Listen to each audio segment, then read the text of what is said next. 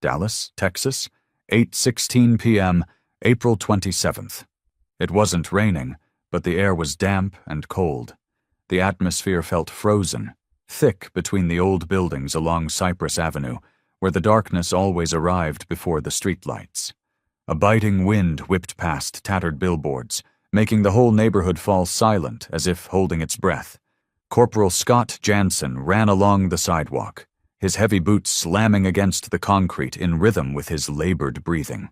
He held his radio tight against his ear, a voice crackling on the internal frequency. "Suspect is armed, moving fast eastbound. K-9 unit is approaching, requesting immediate backup." Beside him, a lower but powerful silhouette moved soundlessly. Fagor, a large German shepherd police dog, his dark coat blending into the night. On his back, a black tactical vest with the white lettering. Police K-9. His amber-brown eyes glowed with a light that only those who've faced death can truly recognize. At the third intersection, Fagor stopped suddenly. He lifted his head, ears pricked, and took a deep breath. The scent of gunpowder, cold sweat, fear. Scott didn't need to speak. He looked at Fagor and gave a single nod. And Fagor took off.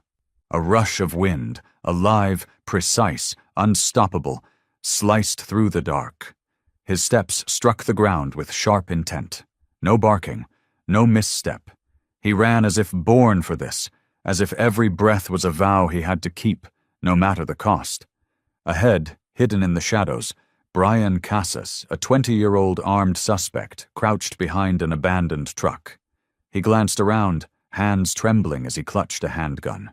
When he heard the footsteps closing in, he looked up, just in time to fire the first shot. The crack of the gun echoed. Scott shouted from behind, "Fagor, fall back!" But Fagor didn't stop. The bullet hit the left side of his chest, piercing the vest and leaving a scorched wound that began to bleed. His body faltered half a step, just half a step.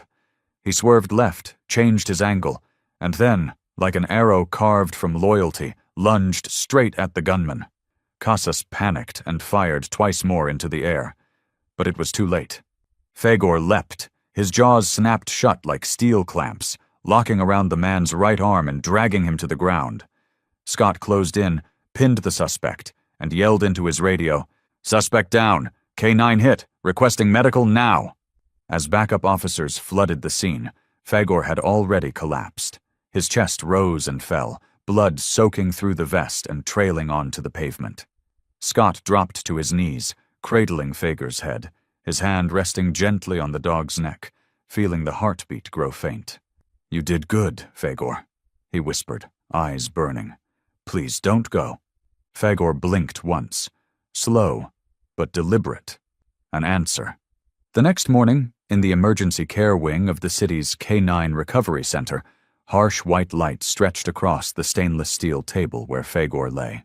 Veterinarian Dr. Nora Fields checked his wounds with hands as gentle as an apology. Outside the glass wall, Scott stood motionless. He still wore yesterday's combat gear. His vest was still on. In one hand, he gripped the leash, its clasp stained with dried blood. He didn't speak. He didn't have to. Everything he felt was in his eyes. The eyes of a man who had survived, but lost something deeper than life. The belief that those he loved would never fall. To the right, a young woman with a low ponytail and thin-framed glasses quietly scribbled notes. This was Rachel Evans, a freelance journalist in Dallas working on what she thought was a routine piece about K-9 units. But what she saw through that glass wasn't like anything she'd ever witnessed. A dog, still and broken after tearing through the night to save his partner. An officer, not crying, but with eyes redder than blood. And a leash, simple, dirty, frayed, resting in the hand of the one who once held it with his whole life. Rachel was speechless. She opened her notebook and wrote a single line. The name Fagor. Then she looked up, through the glass, where Fagor slowly opened his eyes. Clouded from drugs, weak from blood loss, but still holding something that defied language or training. Love, loyalty, and the choice to sacrifice. Rachel's voice echoed in her mind, then escaped as a whisper, soft as a prayer. I used to think heroes were people on stages, wearing badges and carrying guns. But that night, in Dallas, I saw a creature that didn't speak, didn't wear a uniform, didn't ask why, only knew one thing: for them, I will. Fagor didn't die that night, but he never ran again. When the K9 ambulance pulled away from Cypress Avenue, its yellow lights flashed across Scott's face. He stood still, gripping the leash in one hand, the other smeared with blood. Whose, he didn't know. Only that it was warm, and it wouldn't stop soaking through his vest. The pain in his arm, from a bullet wound, hadn't registered. One thought consumed him. Fagor must live. City Veterinary Hospital, 3:20 a.m. The operating room was dark now, save for the bedside lamp and the cold blue of the heart monitor. Inside, Fagor lay still. His chest rose gently, sometimes unevenly. Part of his coat had been shaved for surgery. The stitches were fresh, swollen, and red. His breathing was faint, but it was there. Dr. Nora Fields, with 12 years' experience saving working dogs, remained by his side. Her hand rested lightly on Fagor's stomach, her gaze fixed on the fragile curve of life beneath the skin. Out in the hallway, Scott sat slumped against the wall. His thick jacket covered his broad shoulders, but he looked like a child who had just lost their first anchor in life. No one spoke. No one dared try to comfort him. The silence of an old soldier was the heaviest sound in the dark. Around 7 a.m., Rachel returned. She carried her notebook, recorder, and lipstick with a broken case. Her eyes were shadowed, not from lack of sleep, but from being unable to shake the image of Fagor's gaze the night before. She didn't know why she'd come back so soon. Maybe it was instinct. Maybe it was a silent call she couldn't ignore. This time Nora led her inside. "Don't get too close," she warned. "He's still in pain. Still doesn't understand why he's here." Rachel nodded. She walked slowly, afraid her heels might shatter the fragile peace of the room. Fagor lay on his side, his head resting on a soft pillow. He was no longer fully conscious, but his eyelids twitched at the sound of footsteps. Rachel stopped a few steps away.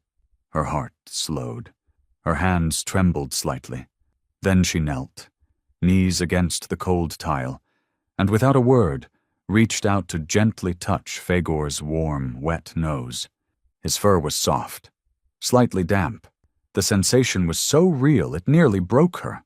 Touching a dog who took a bullet for someone, not as a symbol, not as a story, but as a living creature who had chosen loyalty, even through pain. She didn't know why she was doing it, but her hand didn't pull back. And for a brief, flickering moment, Fagor blinked.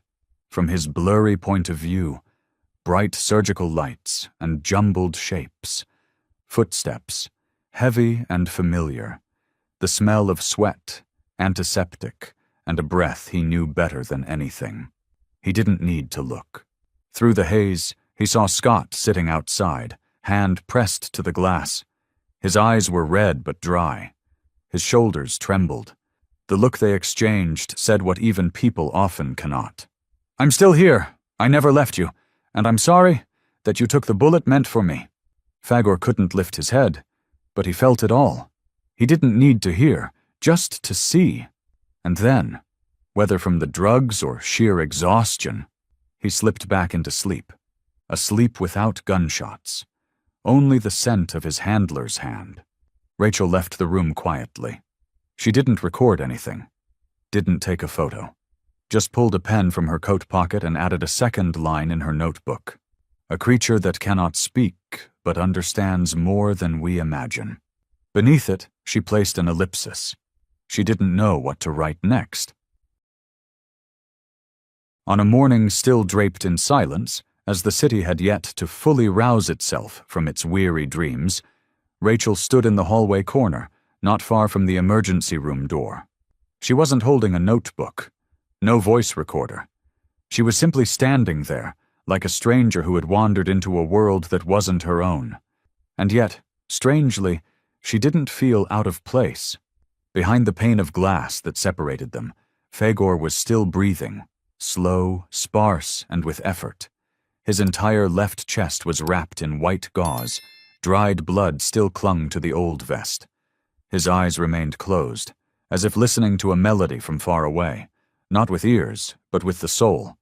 Scott Jansen was still there too, leaning against the wall across from the glass. His head hung low, hands clasped between his knees. His police uniform was crumpled, the vest still strapped to his torso, though the bullet wound in his shoulder had been hastily dressed the night before. Painkillers had been offered, rest recommended, but he'd refused them all. It seemed the ache in his left chest, where a heart broken long ago still beat, was what kept him here. When Rachel stepped closer, she stopped just far enough to not intrude, but close enough to be present.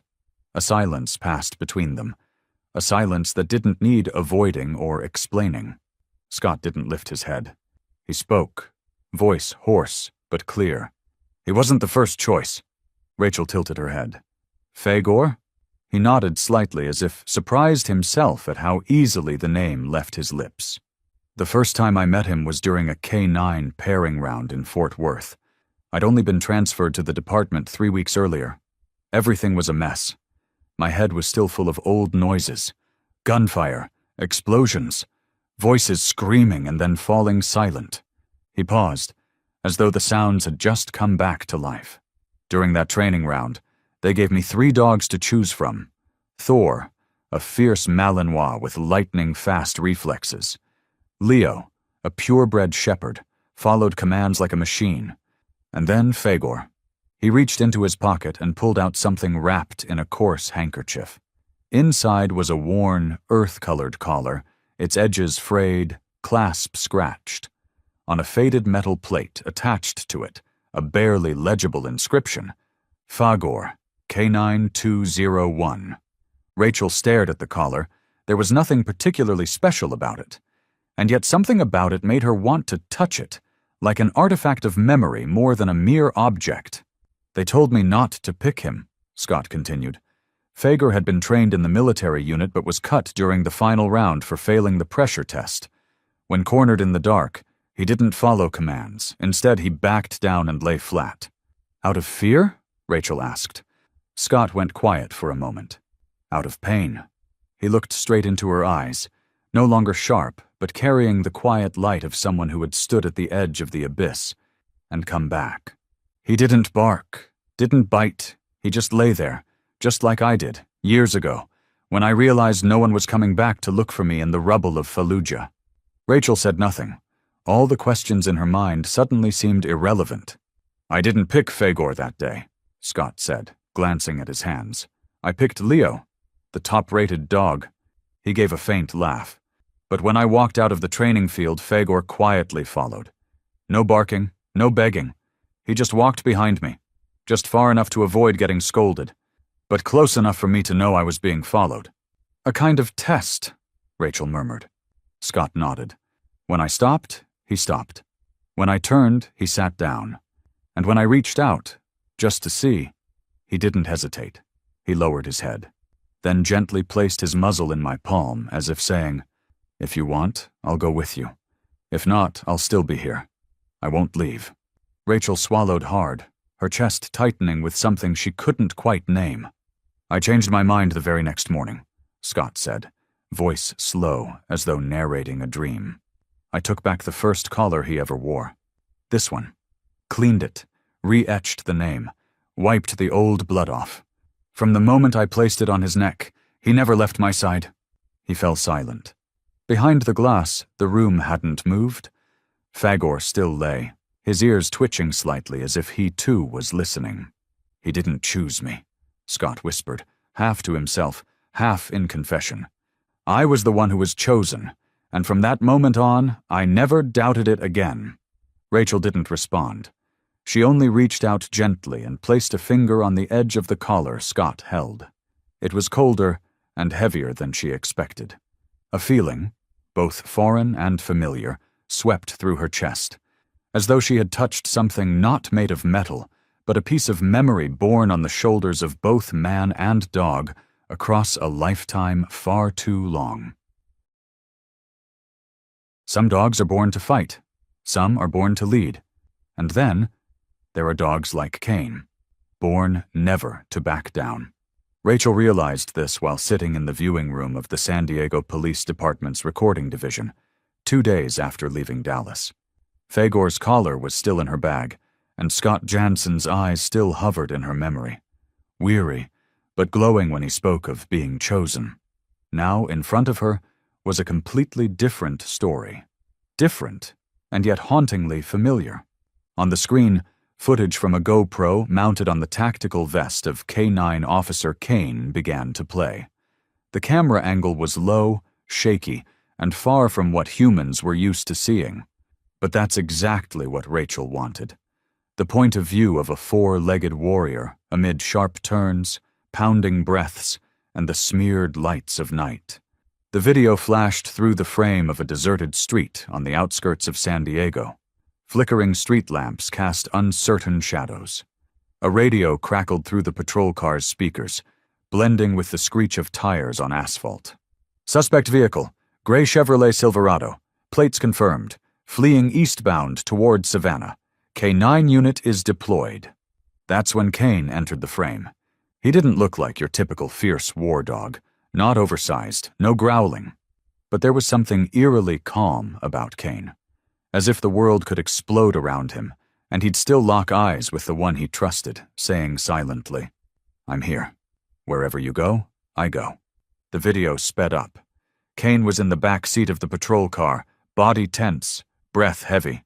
When the door flung open, he launched forward instantly, like a bullet chambered too long, finally fired.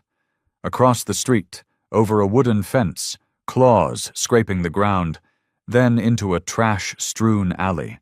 Ahead was a middle-aged man, Evan Baltzis, hands still greased from a car engine, stumbling like someone who'd been running far too long.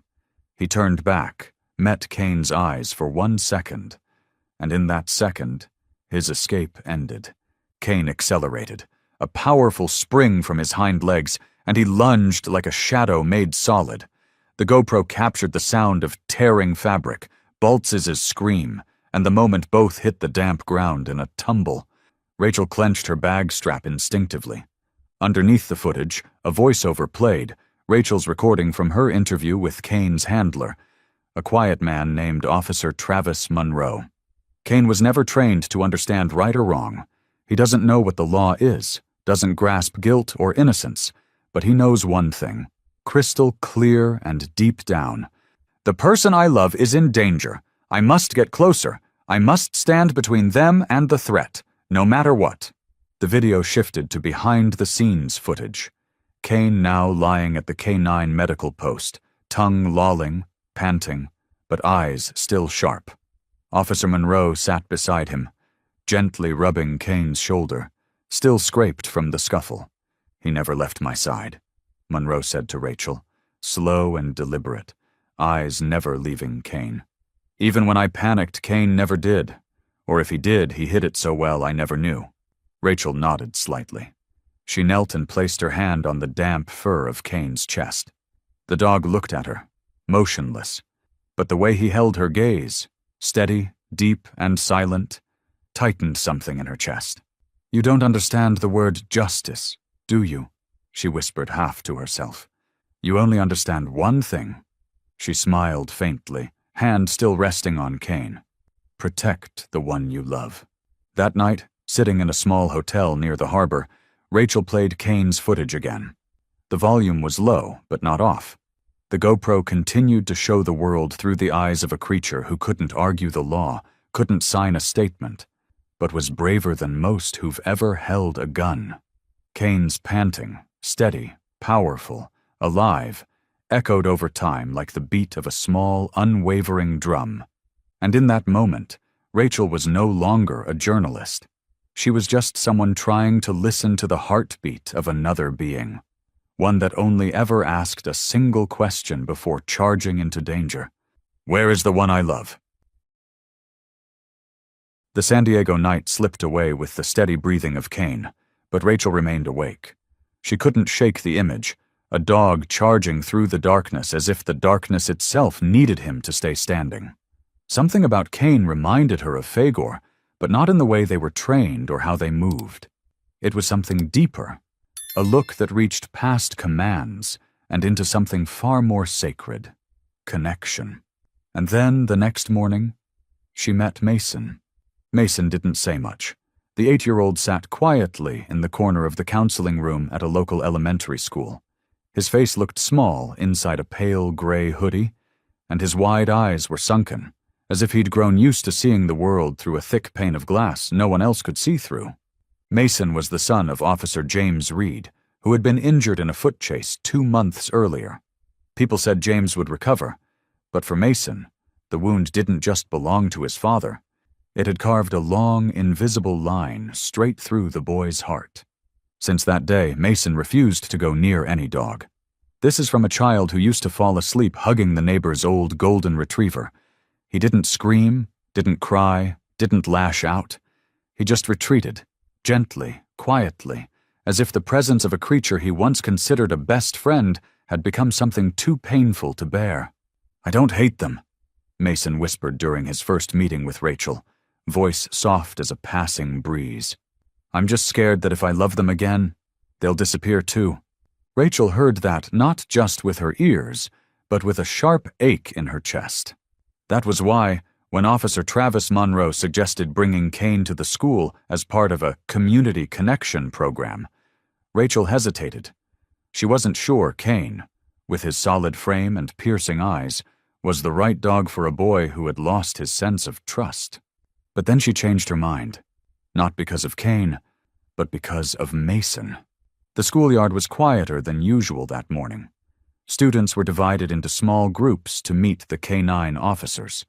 Cain appeared with his black vest half removed, revealing a dark coat that shimmered under the sun. He didn't bark, didn't look around. He simply walked beside Monroe at a calm pace, as if he understood that today, speed wasn't what mattered. Mason sat on the steps near the classroom door. He knew Cain was coming, but still clutched his hoodie tight, knees drawn up to his chest, holding on to the last bit of safe distance left in his world. Rachel stayed a few steps away, careful not to intrude.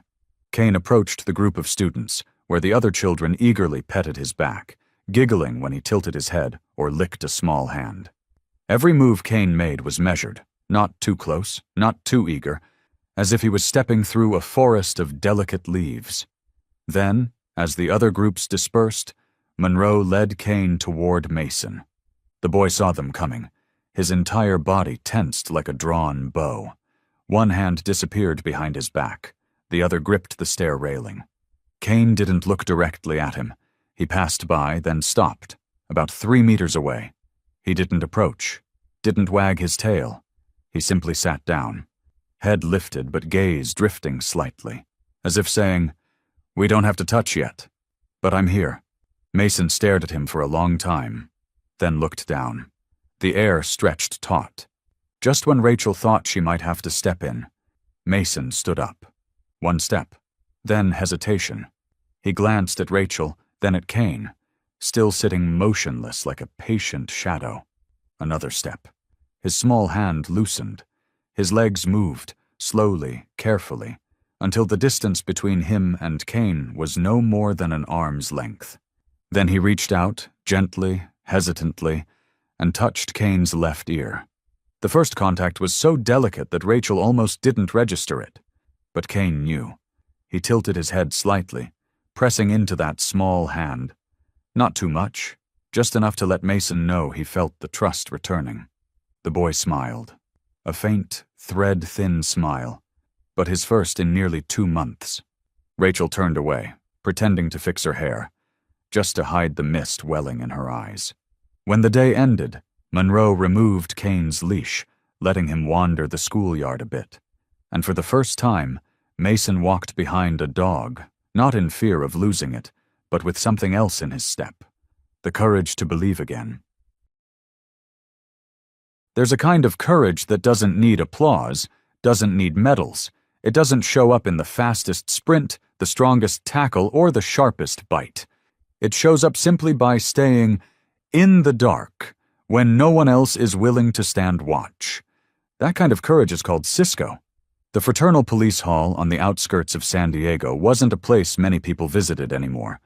Old photographs hung on the walls, browned and curling. Dust-coated filing cabinets were locked long ago.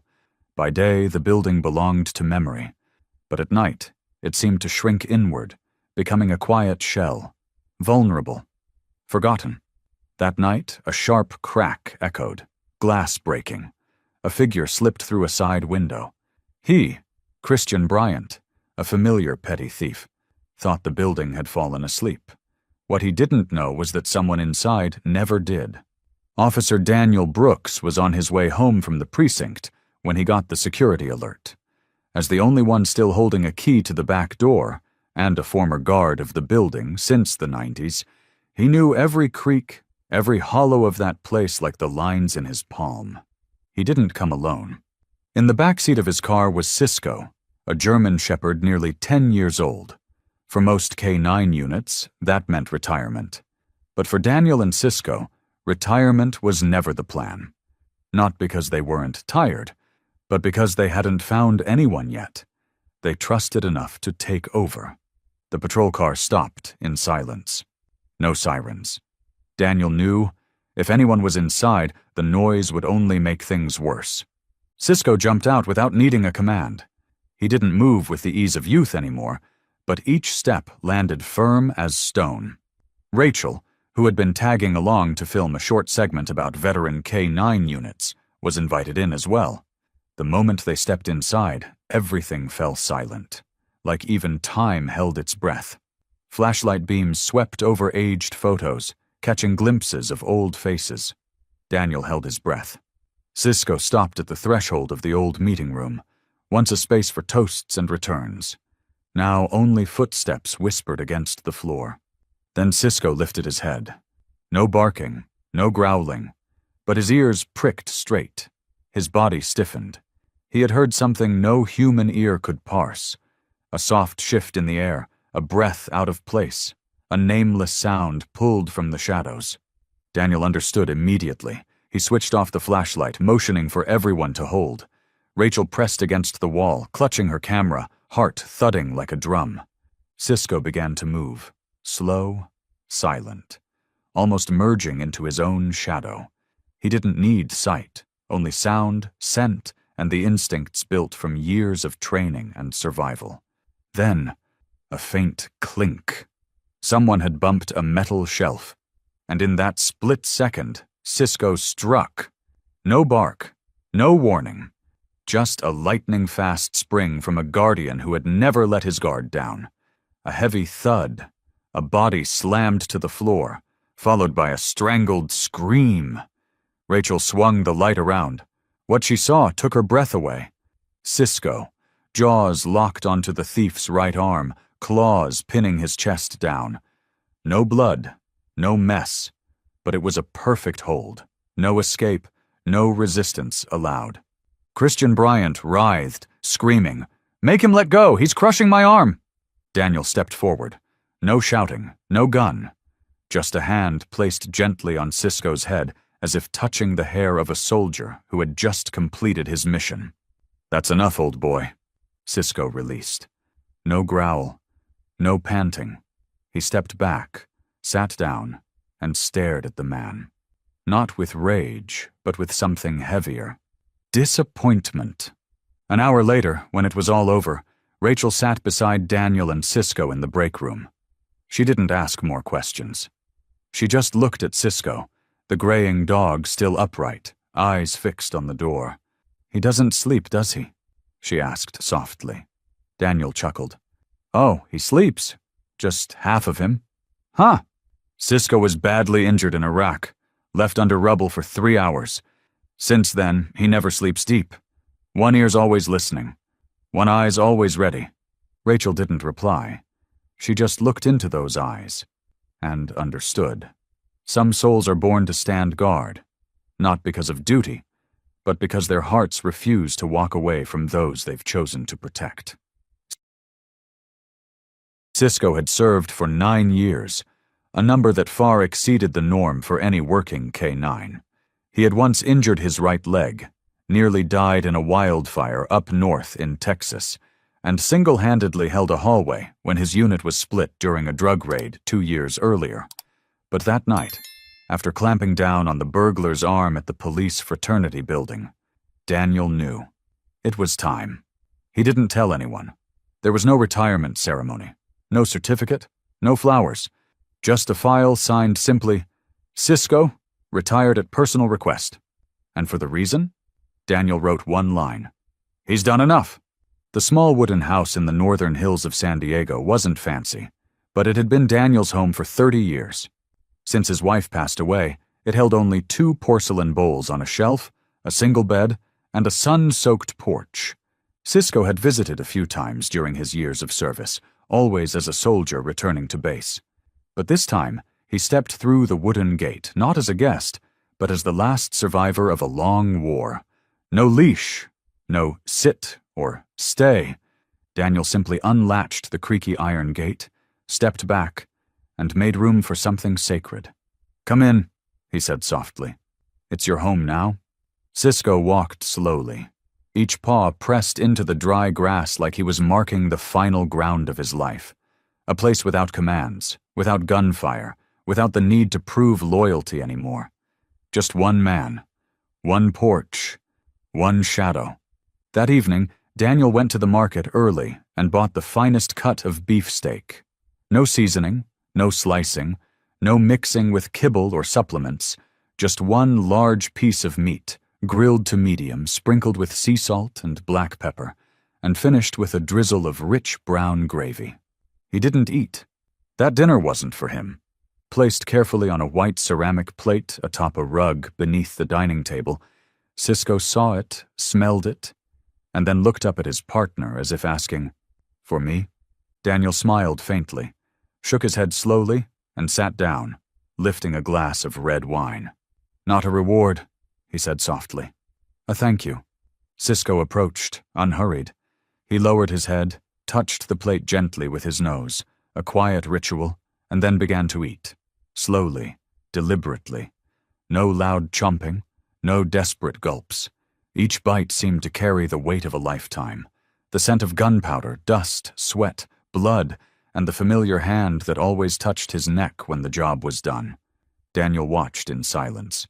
But in his eyes remained something unchanged since the first day he met Cisco. Absolute trust. He poured a little more wine, then murmured, as if talking to himself, "Remember when you bit me?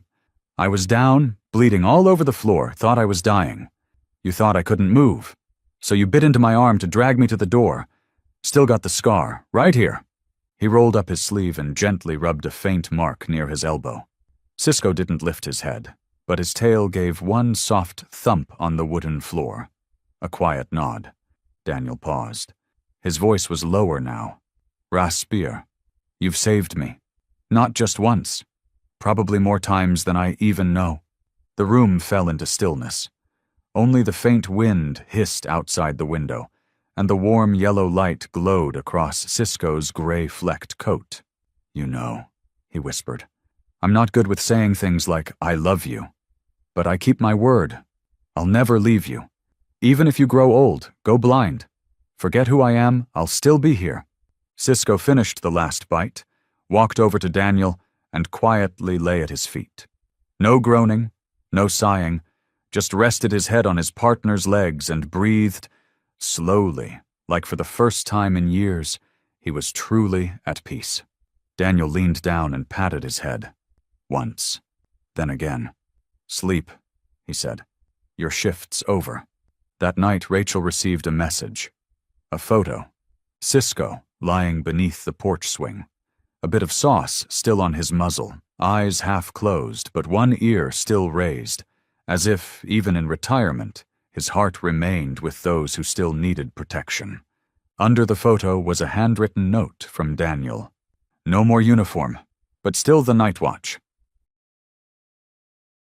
The next morning, when Daniel opened the porch door, Cisco was still there, motionless, like he hadn't left his post all night.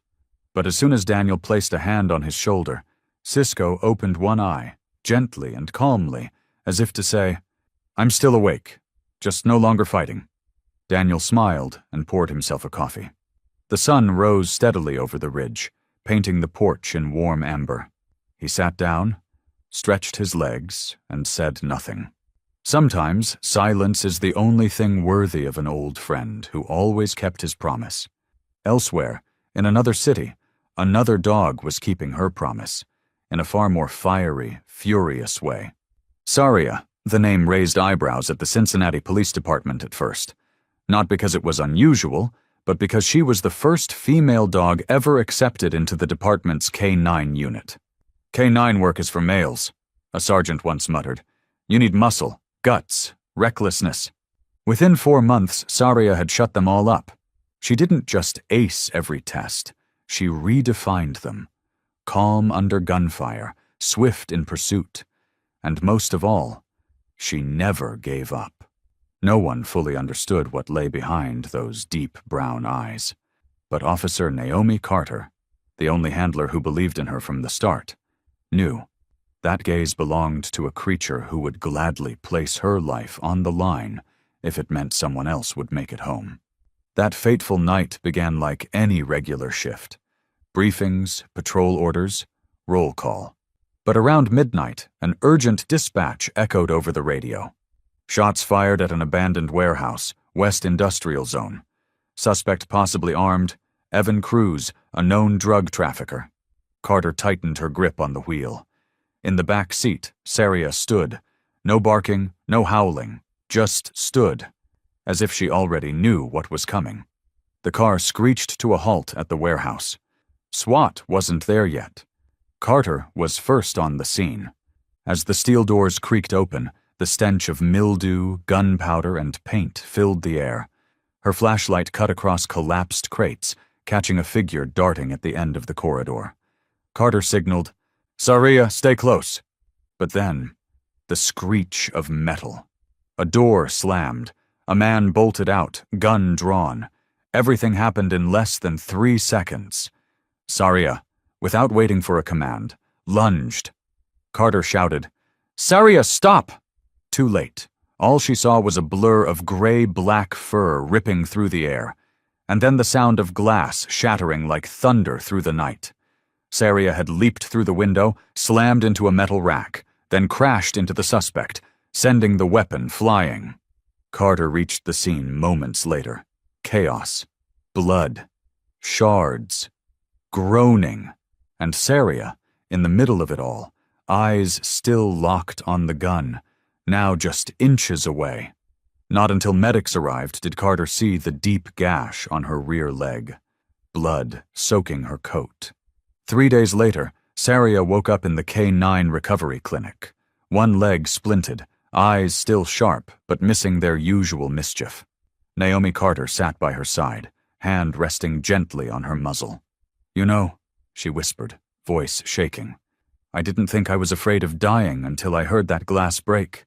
Saria licked her hand, softly, not to comfort, but as if to say, it had to be done, and I'd do it again. A month later, Saria was honored at the National K-9 Police Day ceremony. The entire city stood and applauded. Naomi wore a black suit. Saria walked slowly on stage, still limping slightly. She received the First-Class Medal of Valor, the first female dog in Cincinnati PD history to do so. And after the ceremony, Carter made her decision. "You deserve rest," she whispered as she unclipped Saria's tactical collar. "Not because you're weaker, but because you've been brave enough for a lifetime." Saria gave her one last look, then turned toward the car, walking gently as if the wound never happened.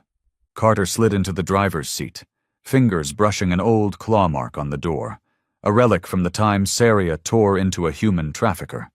She exhaled, eyes drifting to the rear-view mirror. Saria stared out the window, eyes distant, like she hadn't left the battlefield, only paused waiting for the next order.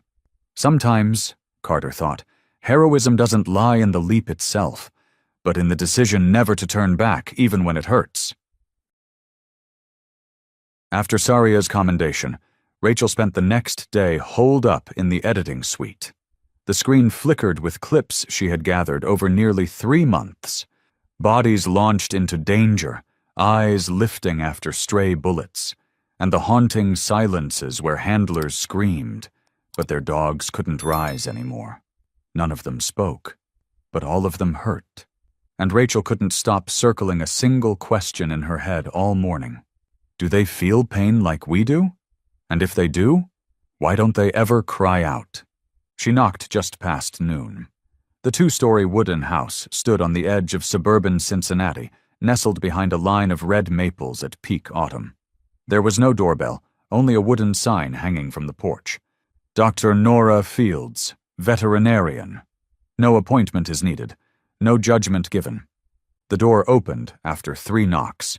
The woman standing there wasn't in a white coat like most vets. She wore a loose gray sweater and earth-colored khakis, and held a blood-stained gauze pad in one hand. "I'm Rachel Evans. I emailed you about the K9 documentary." "I remember," Nora nodded, stepping aside. "Come in." Nora's clinic was unlike any place Rachel had been. There was no antiseptic smell. Instead, herbal tea, oak wood, and something like wet wool, the scent of dogs soaked by rain but not sent away. Lining the hallway were photos of dogs who had passed. Each frame carried a name, a birth date, and a permanent retirement date. No flowers, no black ribbons, just handwritten notes. A warrior who never complained. He knew I was sad before I did. Nora led Rachel into a small back room, with a worn armchair, a kettle softly steaming on an electric stove, and a white-furred dog sleeping on a mat. "This is Kai," Nora said. "Burned his paw in a gas explosion at a warehouse 3 months ago. He's learning to walk again." Rachel placed her recorder on the wooden table, but didn't press play. She just watched the way Nora moved, how she knelt to check the bandage, how she spoke to Kai through her eyes, like a mother calming a child, not with words, but breath. Then she asked, "Do you think they feel pain, but can't say it?" Nora paused, looked up. "You ask that because you've seen it yourself, haven't you?" Rachel nodded. "A few times. One dog, badly injured, still biting down on a suspect. Another, lying still on a school lawn, bleeding. Not a sound." Nora sat down and poured tea. "They feel pain," she said, her voice soft as wind brushing leaves. Rachel stayed quiet. The recorder was running, but unnecessary. Nora's words were enough to silence any room. "They hurt," Nora repeated. "But they don't want their handler to worry. They're born without the ability to speak, so they learn how not to burden those they love." She set her cup down, resting her elbows on her knees, eyes distant. "There was a dog named Riot. Had a fracture in his left leg for 2 weeks. No one knew. He trained, jumped, and worked like nothing was wrong. By the time I discovered it, the fracture had become bone marrow inflammation." Rachel leaned in. "Why didn't anyone catch it?" "Because he never showed it. No limping, no whining. Never disobeyed a single command." Nora looked Rachel dead in the eyes. "We can cry for help. They can only wait to be noticed." Nora took Rachel through the backyard, a small gravel courtyard with slanting trees and 3 open kennels. In one, a brown dog was walking slowly, a brace around his hind leg. "That's Blaze," Nora said. "Never hurt in battle, but he carries his first wound from failure." Rachel raised an eyebrow. "Failure?" "He trained for 3 months, then got dismissed for breaking protocol. 1 incident. Attacked the wrong suspect and caused injury. After that, he stopped eating." Rachel approached. Blaze lifted his head. Bright eyes, not angry, but exhausted, as if he had lost the reason to rise. Nora stood behind, whispering, "He doesn't believe he deserves forgiveness." As the sun began to set, Rachel turned back toward the door. Before leaving, she asked, "Aren't you afraid? Getting attached to each of them? Knowing one day you'll have to say goodbye?" Nora smiled, slowly. "I don't need them to remember me. I just need them, when they close their eyes, to know someone once truly saw their pain and didn't look away." On the way back, Rachel took no notes, didn't record a segment, didn't add narration. She just replayed the audio, letting one quiet truth echo in her mind. They hurt, but they're afraid their handler will worry. On her way back from Dr. Nora's clinic, Rachel didn't turn on the radio.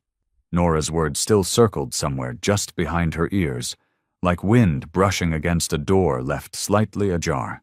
They don't want their handler to worry. A simple sentence. Yet, to Rachel, it felt like a key jabbing straight into a door she had never opened before. She remembered Blaze's eyes. Kai's. Fagor's the first time he woke in the hospital. None showed blame. None screamed pain. All they held was one thing: waiting. That's why the next morning, she went to meet Alan Bradford. Alan was a retired K-9 officer.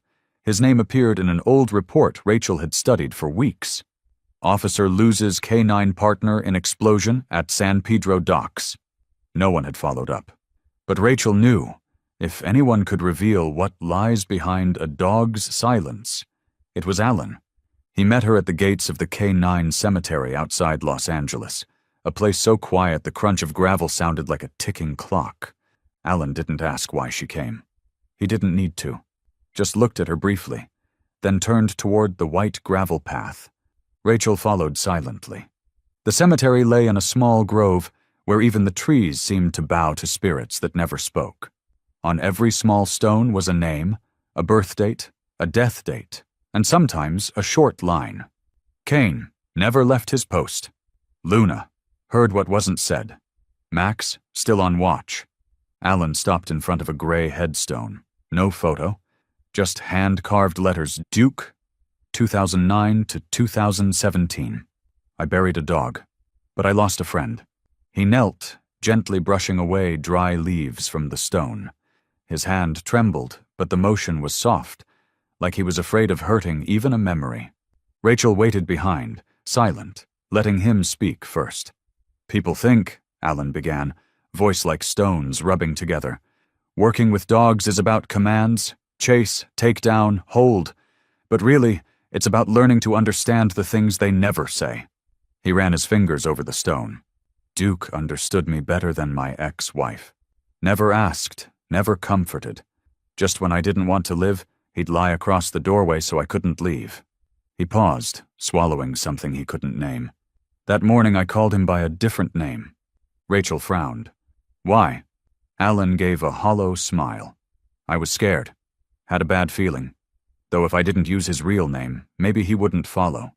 The chase that day was at San Pedro docks, a warehouse suspected of housing explosives. The bomb squad hadn't arrived, but GPS showed a suspect hiding inside. I signaled Duke to stop, Alan said, voice cracking. He stopped, looked at me. Then when I stepped forward, he jumped ahead, blocked me. 13 seconds later, the warehouse exploded. Alan woke 3 days later. Permanent hearing loss in one ear. One lung partially collapsed, but alive. Because he wouldn't let me take that last step. Rachel clenched her hands.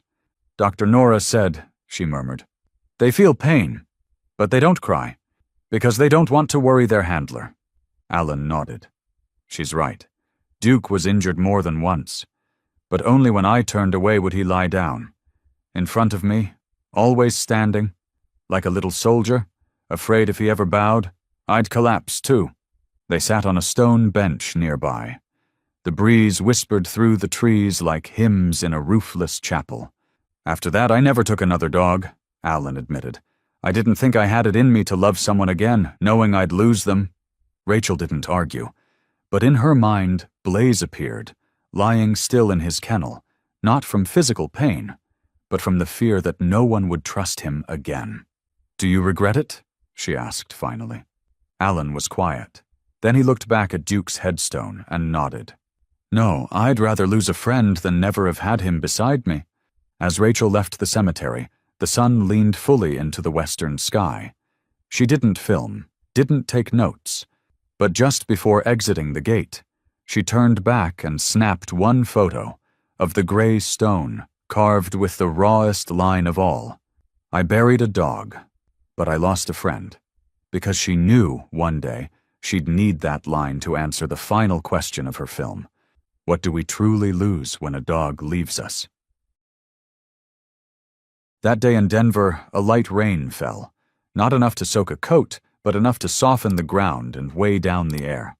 Rachel parked near a small convenience store, its neon "open" sign flickering lazily behind a window streaked with rain. She glanced at the rearview mirror, checked the recorder, then let out a long breath. This interview wasn't like the others. It wasn't about a heroic takedown, but about fragility, about failure, and about the kind of luck that doesn't come from humans. The story began a month earlier, in that very place. Late at night, a 16-year-old boy named Jaden Myers broke into the store to steal money. In his hand was a rusty kitchen knife hidden beneath a gray hoodie. The cashier had just reached for the alarm when Jaden shouted, his voice trembling but forceful, like someone trying harder to control himself than to scare anyone else. Police arrived in under 3 minutes. Officer Ryan Hudson, part of the K-9 unit, was the first to respond. Beside him was Rocco, a Belgian Malinois once honored for stopping a human trafficking ring on the southern border. The boy didn't run, Ryan recalled when Rachel met him at the precinct. He stood at the register, knife in hand, eyes wide open, not aggressive, just terrified, paralyzed. Rocco was released without a leash. In a few calm strides, the dog approached from the side. No barking, no growling. Everything on Ryan's body cam unfolded as if time had slowed under some invisible force. And then, Ryan said, his voice dropping, Rocco stood between me and the boy. Rachel later met Rocco in the precinct's backyard. The dog was now 7 years old, but still moved with power. When Ryan called him, Rocco approached, not in a rush, but with calm steps, resting quietly beside his handler, gazing at Rachel with near meditative stillness. He didn't attack? Rachel asked again, still stunned. Ryan shook his head. No, I hadn't given the command, and I think Rocco recognized the kid didn't need to be stopped. He needed to be saved. Rachel knelt and placed her hand on Rocco's head.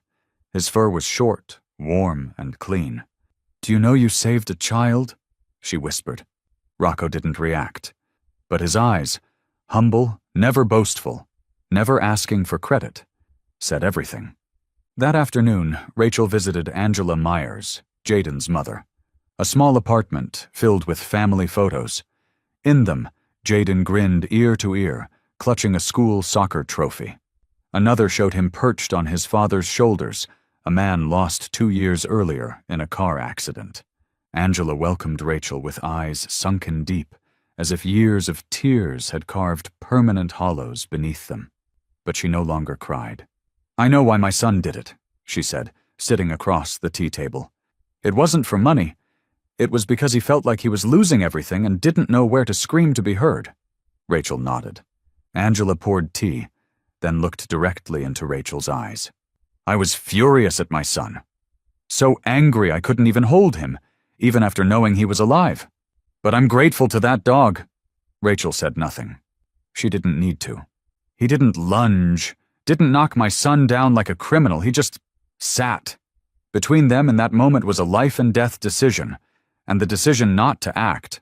That's what saved my boy. The case went to court and was treated as a juvenile rehabilitation matter. Jaden entered a youth support program instead of facing criminal charges. A month later, he began therapy.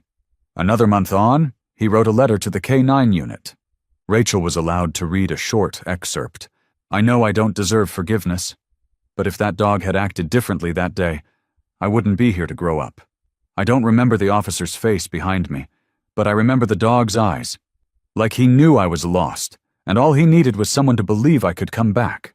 When Rachel left Angela's apartment, she looked back once, at the hoodie still hanging on the balcony. Faded gray-blue, worn thin, but still printed with the logo of Jaden's high school soccer team. She opened her notebook and wrote a single line. Not all heroes bite. Some heroes wait and let a child put the knife down. Denver in late winter still carried a chill in the wind, even as the sun began to dry the grime from the sidewalks. Rachel parked in front of the elementary school where she had once brought Kane. Nothing had changed, the old maple still shedding leaves beside the yard, and the stone benches still stained from the rain. But inside Rachel, something had changed long ago, since the day a small, trembling hand touched the ear of a waiting dog.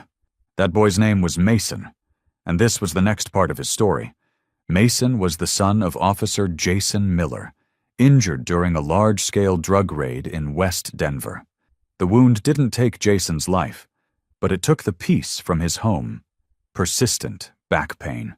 Eyes no longer lit the way they used to. And for a 7-year-old boy, the only thing Mason clearly remembered from that day was, "A dog bit my dad."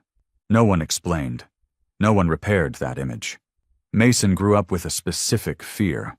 Not of the dark, not of bugs, but of dogs. Especially those in vests and badges, like Kane. The first time Rachel visited Mason's school was through the K9 and Kids program, an initiative to help children overcome trauma related to working dogs.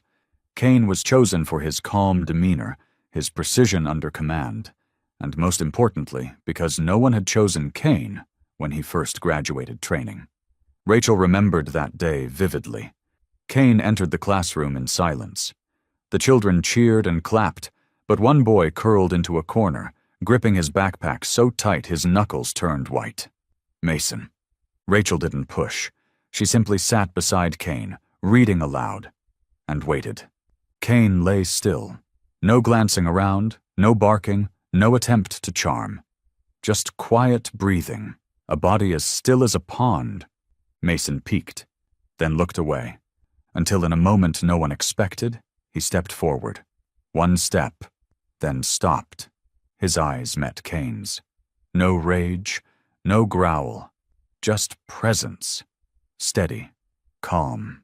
Another step. Then a small hand reached out, brushing lightly against Kane's ear, as if the gentlest breeze could make him pull back. But Kane didn't move, didn't even blink. The boy withdrew, then touched again, this time longer. Teacher Emily turned away to dab her eyes, and Rachel knew something had begun to grow. A month later, Rachel returned unannounced, just to thank Emily. But the teacher smiled first. "You need to see this." She opened a drawer and pulled out a bundle of drawings. Rachel knew before asking. Each page told a story. Kane standing beside a small boy in a police uniform, chasing villains together, or resting under a tree. In one picture, the boy hugged Kane as they both looked up at a starry sky. "This is Mason?" Rachel asked. Emily nodded. Since meeting Kane, he started drawing. No more nightmares, no more fear. And last week he said he wants to become a K9 trainer. That evening, Rachel stopped by Mason's house. She didn't call ahead, just stood on the porch with a small box in hand. Mason sat on the step, coloring a new drawing of Kane. Kane was there too, granted a break from training by Ryan. The dog lay on the lawn, ears perking at Rachel's approach, but not moving. "Mason!" Rachel called. He looked up, eyes lighting up. But Rachel didn't walk over. She opened the velvet box in her hand and held it out. Inside was a polished metal badge engraved with K9 Junior Officer for Courage Beyond Fear. The boy stared like he was holding a real star. "For me?" he asked softly. Rachel nodded. "Because you did what many adults can't, stepped toward your fear, and touched it with a gentle heart." Mason clutched the box, then turned to Kane. He pinned the badge onto his jacket, ran over, sat beside Kane, and for the first time leaned his head on the dog's back. Kane didn't turn, but his tail thumped lightly against the ground, as if to say, "I'm here, and I believe in you!" As Rachel drove home, Mason's mother sent her one message, a photo. In it, Mason stood before a classroom whiteboard, proudly holding up a drawing. A K9 dog and a junior officer patrolling under moonlight. Below the sketch, he had written, "When I grow up, I want to walk with dogs, not to command them, but to listen." Around 3 a.m., in the dim darkness of a temporary housing complex in southern San Diego, police sirens roared, piercing through the silence. A group of officers stood outside, red and blue lights casting eerie shadows against the walls. But no one was confused or afraid. They all knew this mission couldn't stop. In that tense air, there was only one path to hope: Hunter. Hunter wasn't special just because of his sleek golden coat or sharp, observant eyes. He was K9, a true warrior of the San Diego Police Department. And tonight, he was facing one of the toughest challenges of his life. The name Hunter wasn't just a call sign to honor his duty. It was a declaration of his unshakable instinct to protect, to fight, and never back down. From the body camera mounted on Hunter's back, viewers could witness everything unfold like an intense, wordless symphony. It was a silent battle, just footfalls, heavy breaths, and a choking sense of urgency. Hunter received his command from the lead officer, his gaze locked on the darkness ahead. The team was converging on apartment 17, where a mentally unstable man armed with a knife and an axe was holding 2 hostages at deadly risk. Hunter dashed forward without hesitation. He knew he would be the first to enter, the arrowhead piercing the dark. Suddenly, a door slammed open. A shadow emerged in the dim beam of a police flashlight. The man's face was pale, twisted in a crazed grin, eyes burning with madness. He lunged toward a hostage kneeling on the floor, execution imminent. Hunter didn't think. His whole body was hurled into the darkness with unstoppable force.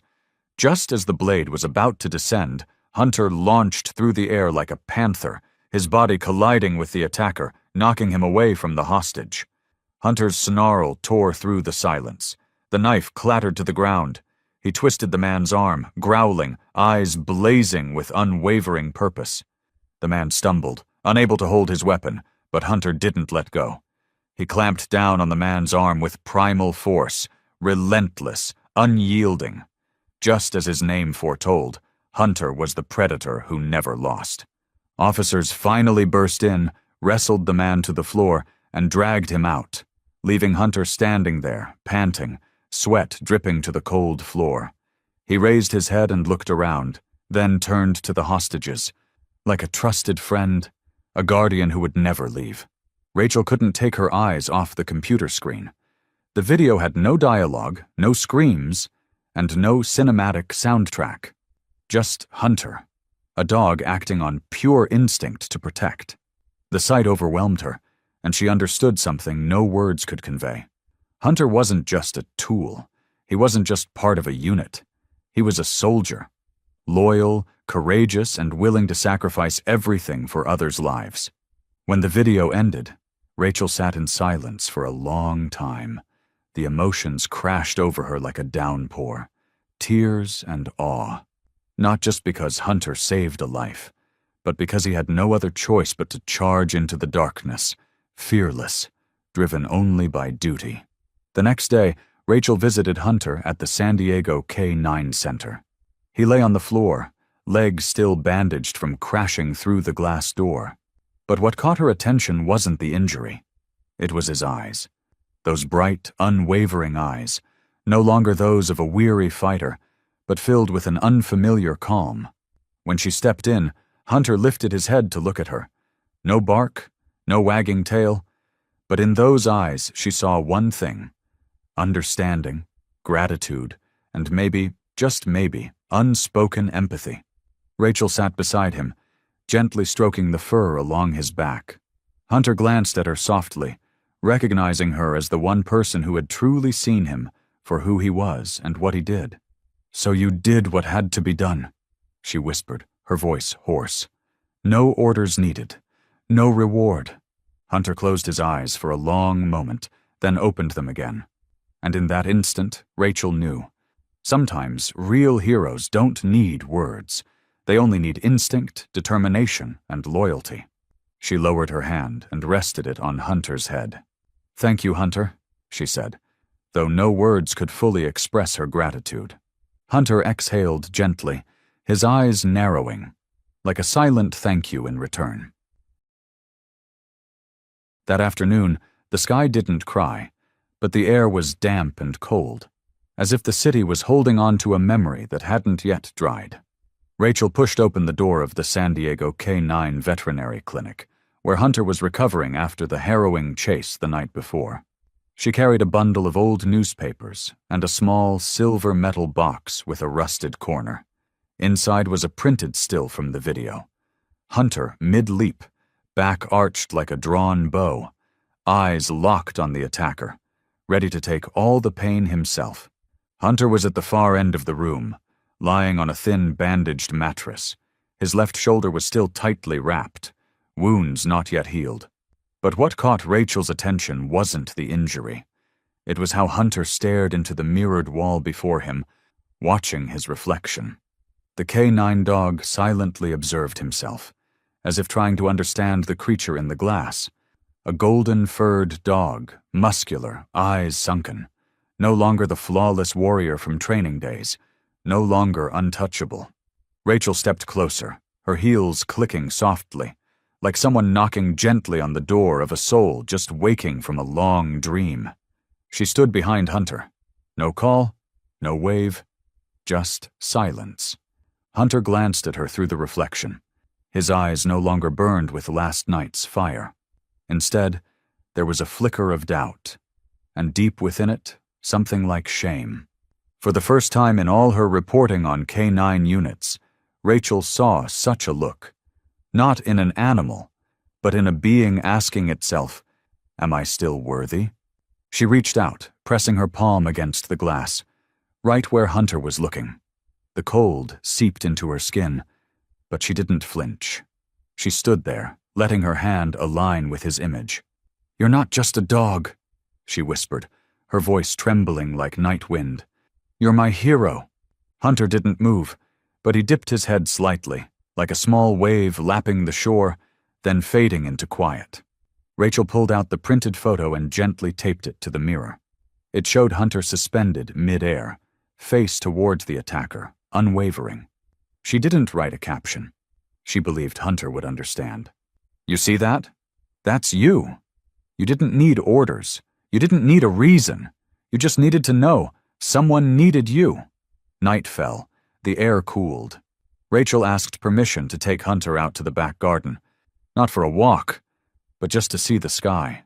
Hunter walked slowly, painfully. Every step is an effort. But he didn't resist. He didn't look back. When they reached the open yard, where the grass was dried by afternoon sun, Hunter sat down. Back straight, ears slightly raised, eyes fixed on the faint light beyond the trees. Rachel sat beside him, saying nothing, just being there. After a while, Hunter turned his head and rested it heavily on Rachel's lap, like a child asking for forgiveness, or a warrior seeking peace, if only for one night. Rachel gently stroked the coarse fur on his neck, rough to the touch, but warmer than any words of comfort. "Maybe you'll never return to the field," she said, "but you've left something no one can erase. You left your heart in every stride." Hunter exhaled, a long, slow breath. Rachel looked up at the sky. San Diego's heavens that night held no stars, just a soft, endless dark, like a canvas for something being reborn, and she knew no article, no medal, no headlines would mark this moment. But this was it, the final recognition of all that Hunter had been. No certificate, no applause, just a look into the mirror and the courage to stay. Every time Rachel left the K-9 recovery ward, she carried something with her, like a lingering ember still glowing in the ash. After meeting Hunter, one question wouldn't leave her mind. How could a dog, who couldn't read, who didn't understand the law, act with such moral clarity that it could silence a human with shame? She had no answer. Then came a special report from Red Rock County. K-9 Officer Jacks located suspect Skylar Atkins 32 minutes after the trail went cold, despite no signs pointing to his hiding place. No footprints, no blood, no cameras, just a dog, and an instinct so sharp it made the criminal blurt out, "Goddamn, it knows where I am." Red Rock was a place where rust met silence, a forgotten town clinging to the edge of the highway and dusty back roads. tilted wooden fences, rusted tin roofs, and chickens roaming loose, uncounted and unbothered. But this sleeping place had become the end point of a 3-state manhunt, with Skylar Atkins at its center and Jax in relentless pursuit. Skylar's white Toyota was found at the edge of a field. Door open, empty. Inside were a gun hidden under the passenger seat, a mud-stained knife, and a torn bag containing 4 blood-smeared plastic pouches. The last confirmed sighting was at 3:42 p.m., as he sprinted down a dirt trail behind an abandoned poultry farm. After that, nothing. Except Jax didn't turn back. Officer Logan Hayes didn't yank the lead. He didn't have to. Jax never needed pulling. In 5 years together, Logan had learned one thing. Jax wasn't a tool, much less a bloodhound machine. He was instinct. Refined, quiet instinct. Like a radar tuned to the dark intentions of men. Dust swirled around their boots.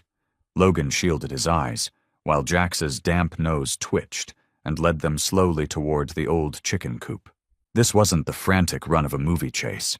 Jax moved like he was listening to the earth, to each blade of grass, the dried scent of chicken manure, the faint print of a boot on rotting wood. As they approached a broken hatch, the coop groaning from the wind, Jax stopped. No bark, no growl, just stillness, head lowered, eyes fixed on the dark sliver beyond a crack in the wall. Logan drew his weapon and signaled to the team behind him. "Skylar," he called out. "We know you're in there. Come out. Hands up." Silence. Then suddenly a crash, and Skylar burst from behind a rusted wire fence. In his hand, a bent egg beater sharpened into a jagged weapon. His face was pale, his shirt torn and streaked with blood. But before he could take another step, Jax leapt, not the way an ordinary predator lunges, but with quiet resolve forged in silence. He sprang, body twisting mid-air, landing squarely on Skylar's torso. His jaws clamped tight around the suspect's weapon hand. Skylar fell backward, screaming, "God damn it, it knows! How the hell does it know?"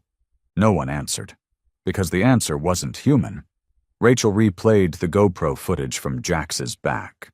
The whole chase, from the first paw print on the dirt to the final takedown, was recorded. But one frame held her still for a long time. Right before Jax stopped at the coop door, he didn't look down. He looked up, eyes lifting toward an invisible distance, as if hearing a call not meant for human ears. That night, Rachel visited the Red Rock K-9 Center, where Jax was resting after duty. He lay under a wooden awning beside a water bowl and Logan's old uniform shirt, the one Jax always dragged to his side. Rachel sat beside him, gently stroking his back. "You didn't need to know who he was, or what the law says," she murmured. "You just knew something in him had gone wrong with the world." Jax didn't move, just took a slow, deep breath, then laid his head on her lap.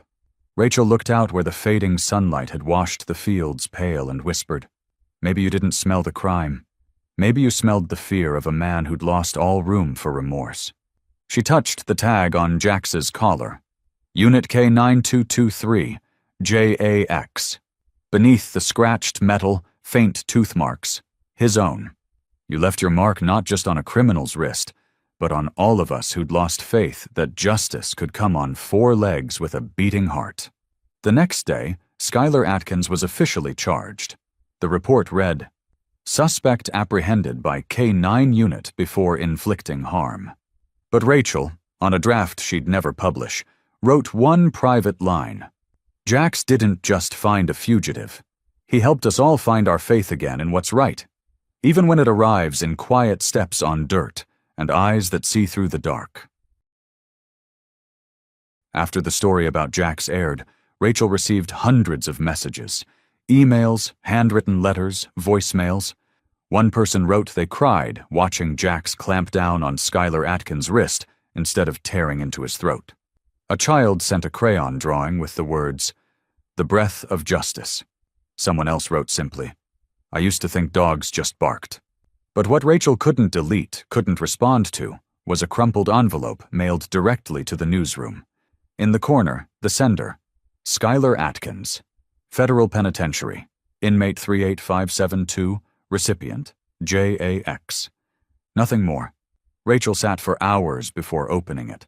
Her hands trembled like she was about to read something that shouldn't have been written, shouldn't exist. The letter wasn't even a page long. Handwriting jagged, ink blurred, maybe from shaky hands, maybe from tears. I'm not a good person. That line used to make me proud. I believed good or bad was just something winners got to define. I thought as long as I didn't get caught, no law applied. Until that day, when you came out of nowhere. No growl, no bark. No movie-style rage. You came at me like someone who already knew what I was. Rachel looked up, her chest tightening. The words were rough, clumsy, but more honest than any headline she'd ever written. It wasn't an apology. It was silence, finally forced into speech. She kept reading. You grabbed my arm. Tight, but not to break. Not to kill. Not even to forgive. Just to hold me, right before I crossed a line I couldn't come back from. When they cuffed me, I had one thought. If you were human, you'd have drawn your gun, but you're not. And that's why you're the only thing that saved me from what had rotted inside me. Rachel broke down. Not for Skylar, but because she realized what made Jax extraordinary wasn't his power to attack, but his instinct to stop at the exact right line. 3 days later, Rachel returned to the K-9 training grounds to find Jax. The sun was sinking. The wind carried dust and the distant sound of sirens. Jax lay under the awning, his head resting on Logan's old jacket, the only partner he ever knew. Rachel sat beside him.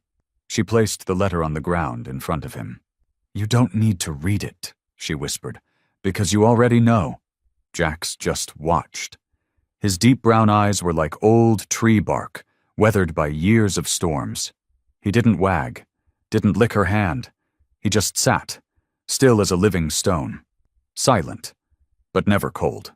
"Skylar said," Rachel continued, "that you didn't spare him because of the law. You spared him because you knew he might still change." She stroked his back. The fur was thick and coarse, like an old wool blanket.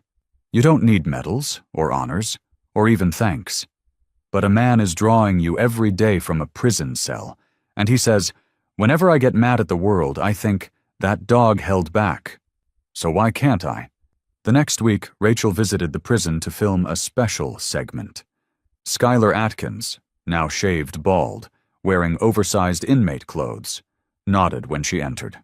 No apology, no excuses. He simply held up a drawing. It was Jax, a pencil on recycled paper. No color, but the eyes shone strangely bright. "You want to know why I drew him?" Skylar said, eyes locked on the sketch. "Because that was the first time I was stopped not by fists, but by something I don't have a name for." Rachel said nothing. She just looked at him, her eyes reflecting something hard to name. Not forgiveness, not anger, just a silence that ran deep. Skylar looked down, his voice soft, like he'd just uncovered a piece of himself. "You know," he paused, "cops could catch me, the law could jail me, but that dog, he's the one who made sure I never go back." That night, Rachel opened the footage she'd carefully edited. Not the chase, not the takedown, but the final frame. Jax lying still by the window, sunset wind stirring the old curtain, just enough to ruffle the fur on his ears. She let the silence linger, then slowly added narration. Not in her voice, but Skylar's last words from the letter. "Don't forgive me. Just keep living. That's enough." The screen faded. Time seemed to stop. Then everything turned black. A final line appeared in soft white text. "Some verdicts are never spoken, only seen in a glance and a choice to hold back." Some stories, Rachel couldn't tell with words, only with silence. The silence of a glance, of decisions that didn't need explanation, of the quiet thud of dog paws hitting the ground before vanishing into the dark. After reading the letter Skylar sent to Jax, Rachel began to revisit old footage, not to build a story, but to understand. What made these dogs hold back, or charge forward, at the exact moment where the line between man and beast, right and wrong, life and death, had almost dissolved? That's when she came across the name. Ronald Wagner. Ronald wasn't a killer. He wasn't on any FBI watch list. But for over a year, he'd been flagged by Texas State Police for something seemingly minor, repeatedly refusing to stop for traffic checks. Each time he was pulled over, he repeated just one line: "I don't obey laws. I obey freedom. Driving is a right, not a privilege." People got used to it, until he nearly ran over a young officer during a routine stop. That's when the patience ran out. A roadblock was set up on a federal highway 40 miles outside the city.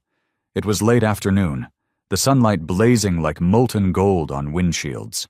In the cab of a dusty silver SUV sat Ronald, arms crossed, windows up. "Mr. Ronald Wagner," the lieutenant called out. "Step out of the vehicle. This is a lawful order."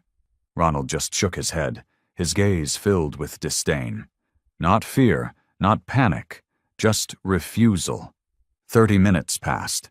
The police changed tactics, their voices tense. Negotiators arrived. Still the door stayed shut. Heat rose off the pavement. The air turned thick and acrid. Then Officer David Shaw glanced at a small van parked across the road. He nodded once. A dark blur shot out from the vehicle. Low, muscular, fluid like a wave rippling over the earth. Canine Diesel. Diesel didn't bark. He simply moved. Tail low, ears high, eyes locked on the sunlit glare of the windshield. From afar, Rachel stood by a media van. She couldn't see Diesel's eyes, but she'd learned to read the air around a working canine. The subtle shift when they detected something wrong. Something people either missed or refused to see. "Diesel's waiting," Shaw whispered, eyes fixed on the door. Then, click! The door creaked open. Ronald leaned out to yell something, but in that split second, Diesel launched. No chaos, no blood, no gunfire.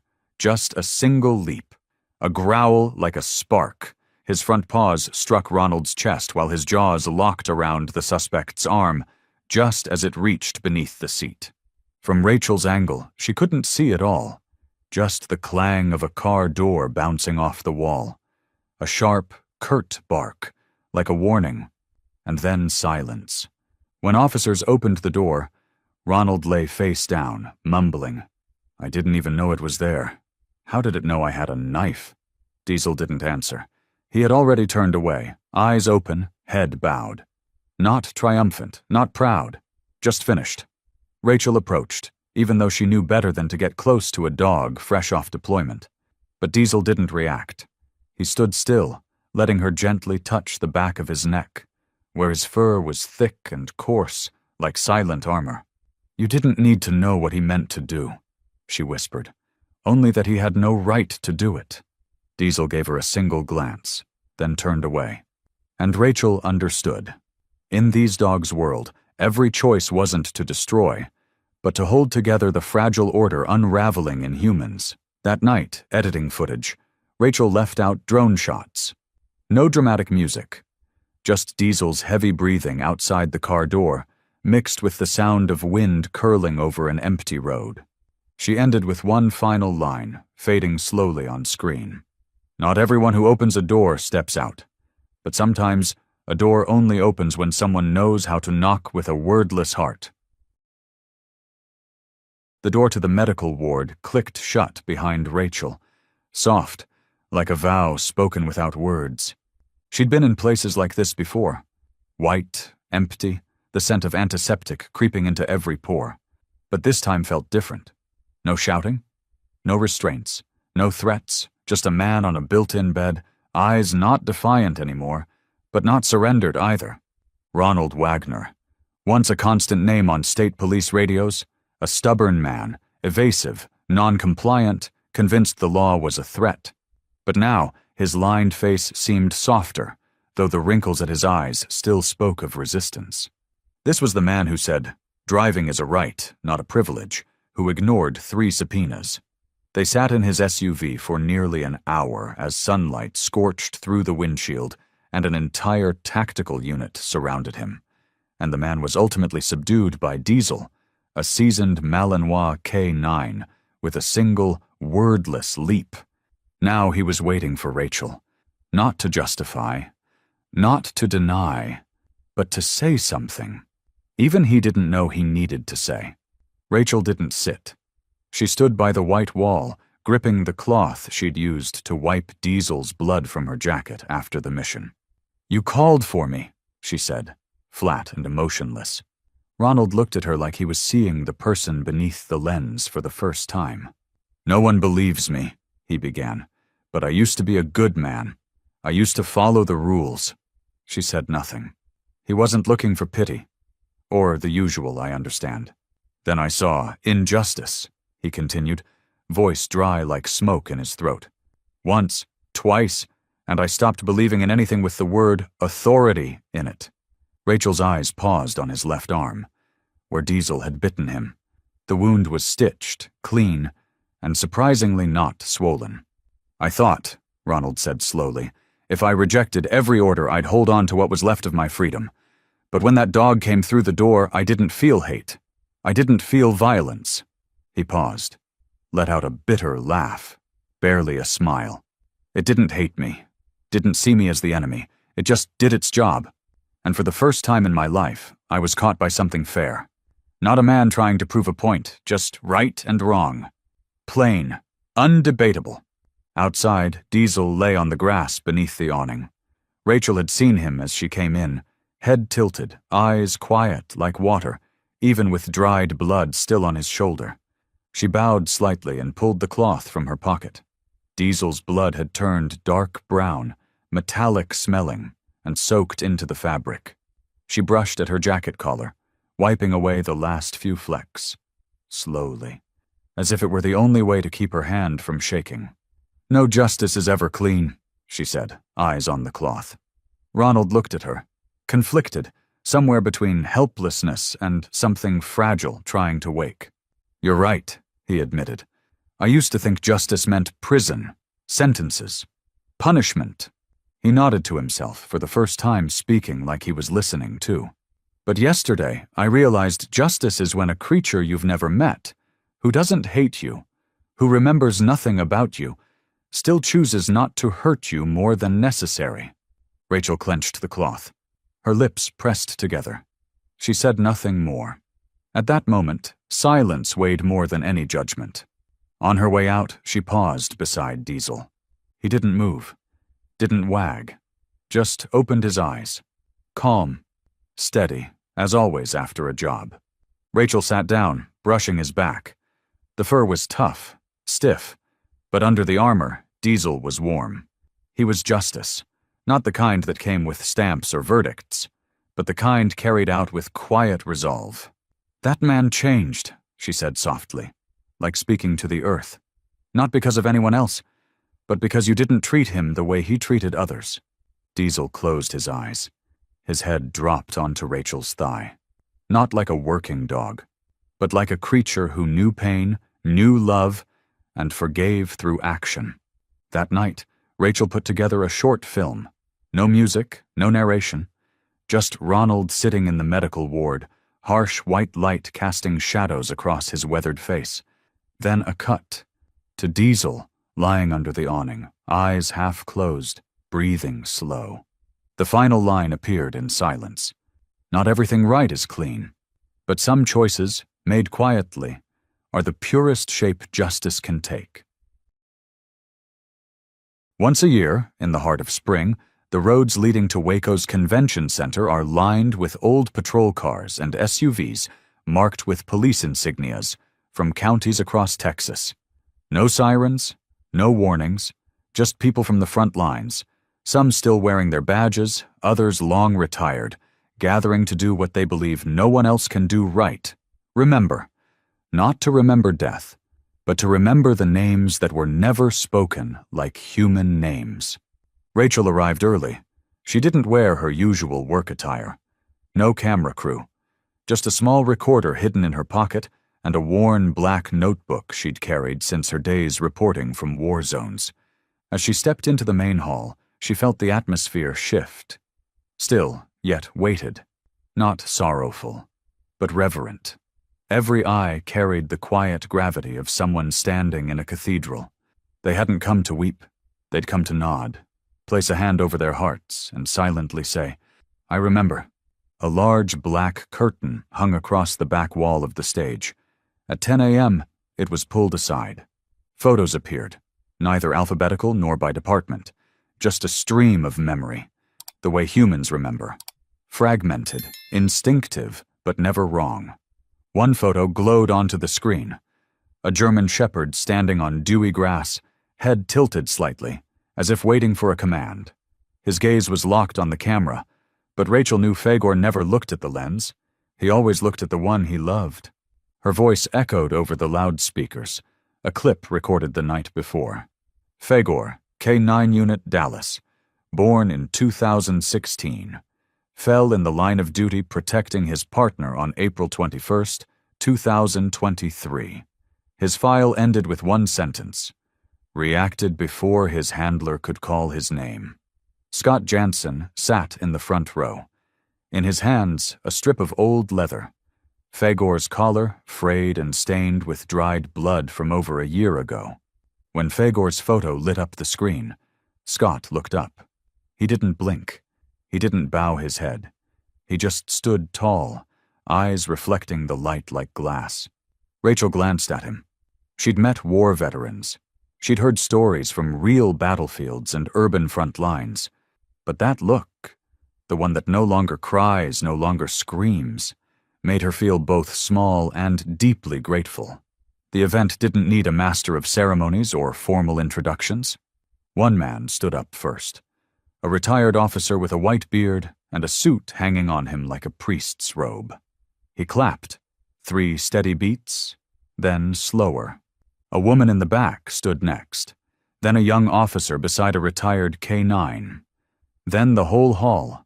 No words, just clapping, like a steady heartbeat, neither fast nor forced. Some wiped their eyes. Some bit their lips. But no one broke the moment. Rachel stood too. Her hand trembled as she touched her chest, just above her shirt pocket where a faded photo of Fagor rested. Scott had given it to her, not for publishing, but so she could remember those eyes. Eyes that never betrayed. The ceremony continued with more names. Cisco, Kane, Saria, Hunter, their stories once told through Rachel's voice and words. But Fagor was different. Fagor was the beginning. The moment she first understood, some beings don't speak, don't boast of heroics, yet can make people stop, not to look at death, but to see loyalty, and the sacrifice that never demanded acknowledgement. After the service, Rachel stepped outside to the memorial wall. Black steel, etched with names of dogs who were no longer here. Each name was paired with a quote, not from a speechwriter, but from the last person who stood beside them. Fagor's name was at the top. Beneath it, a line now carved in the fine but steady script. Scott's handwriting now immortalized. He didn't wait for a command. He just needed to see me fall. Rachel stood still. She touched Fagor's name, and for the first time since that day exhaled without urgency, as if even she, the one always on the sidelines, was finally allowed to grieve. The wind blew softly, carrying footsteps and fading sunlight across the names once thought anonymous. But no, none of them were unknown, because in their silence, they saved those who thought they could never be saved. After the statewide K9 conference, Scott Jansen didn't go straight home. He drove through the northern suburbs, past the old Dallas patrol outpost where Fagor had once worked. It was now an auto repair shop. No sign, no grass lawn where Fagor used to wait. But still Scott parked in front of the gate, just to sit in silence. Fagor lay in the back seat, no longer in his vest, no longer alert, just an old dog, eyes cloudy, ears limp, breath slow and shallow, as if each breath had to swim through a river running dry. His heart had begun failing months ago. The vet said it was likely stress, from years of intense training, sleepless nights, chasing through darkness, never knowing if he'd return. But Scott knew. It wasn't an action that tired Fagor's heart. It was love. A love too large for the small shoulders that carried it. That night, when they returned home, Scott opened the car door like always, waiting for the familiar clack of paws on the tile. But nothing came. Just a look. Gentle, accepting. As if Fagor knew he'd arrived at his final stop. Scott carried him into the living room, laying him on the old wool rug his wife had once laid out, beneath the family portrait. Fagor had never liked that rug. It trapped fur and collected dust. But tonight he didn't resist. He lay still, resting his head on Scott's leg. Outside, the wind rustled through the old willow trees. A colder than usual April night, but not cold enough for a heater. Scott sat beside him, lights off. The only glow came from a small lamp spilling soft light across Fagor's graying coat. He ran a hand slowly down Fagor's spine, carefully, like tracing each memory. "You remember the first time we met?" Scott whispered, barely audible. "The training camp said you weren't fit. You didn't attack on command, didn't growl on schedule. You just looked at me, and then you followed." His hand paused. Fagor didn't move, but his eyelids twitched. Still listening. Still there. The leash was soft and frayed, but strong, just like the friendship between them. When it slipped to the floor, Fagor exhaled one long, deep breath, as if, for the first time in his life, he could breathe without needing to be on guard. Then he gently tilted his head, his nose brushing against Scott's palm. A small gesture, but one that held an entire goodbye. Scott held his paw, the same paw that had once gripped the vests of countless suspects, pushed open car doors, leaped over barricades, now trembling softly in his hand. "Thank you," he whispered. "Thank you for never leaving me." There was no sound, no pained howl, no bark, just one final breath, complete, full, and then gone, like morning mist. The next morning, it didn't rain, but the ground was soft enough to dig. Scott didn't call anyone. He dug it himself, shovel by shovel, in the backyard garden where Fagor had once chased butterflies, once laid his chin down to watch the children play. When everything was ready, Scott knelt and placed him in an old brown blanket, the one Fagor always took on cold nights. Before covering him, Scott paused.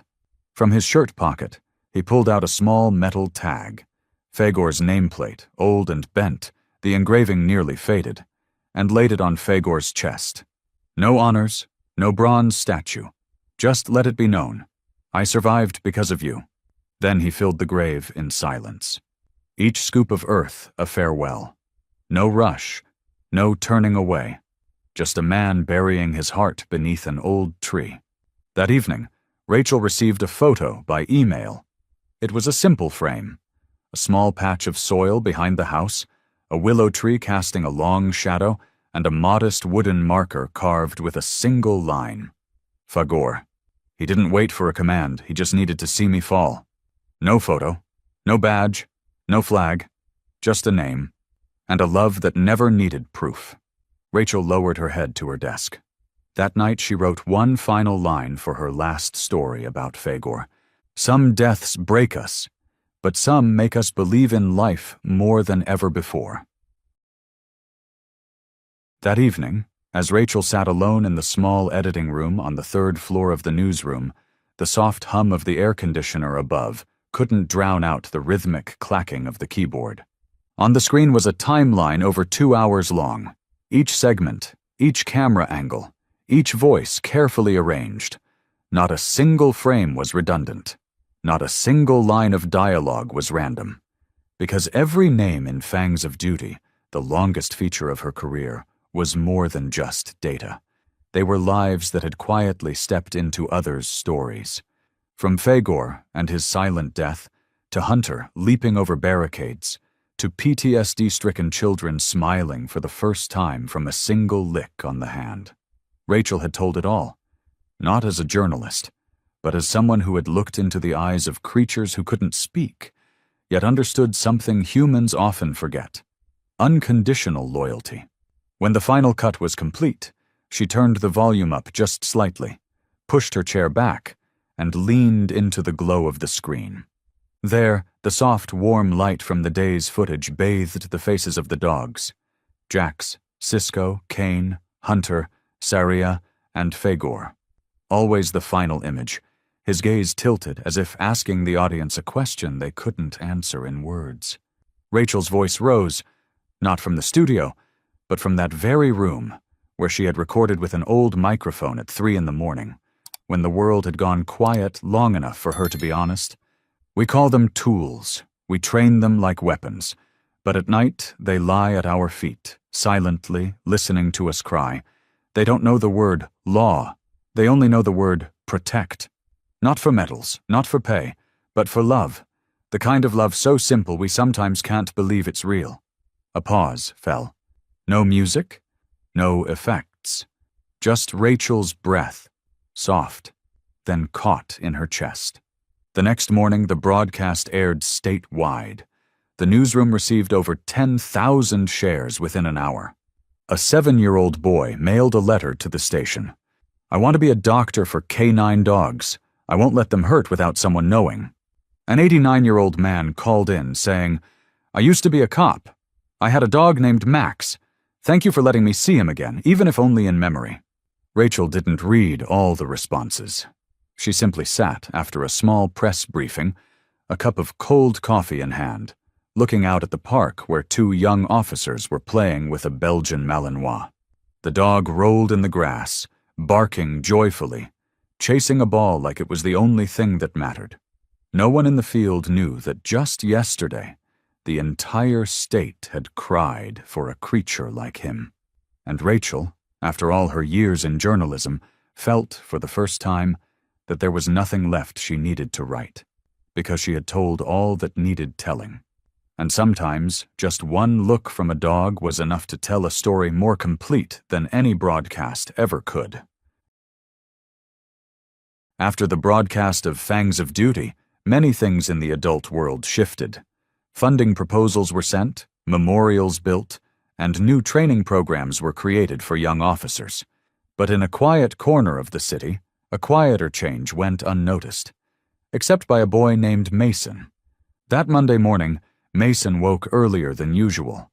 On the sofa, Kane was still asleep, the now elderly German shepherd, ears still perked at any footsteps in the house. Sunlight filtered through the window, catching the graying coat of Kane, reflecting time's touch no one could escape. But his eyes, sharp, deep, and still tracking Mason's every step since the day they were reunited, hadn't changed. Mason put on a jacket with the K9 Junior Officer badge, a gift from Rachel, then carefully clipped the leash to Kane's collar. "Let's go for a walk," he whispered, as if Kane were still a special ops officer waiting for orders.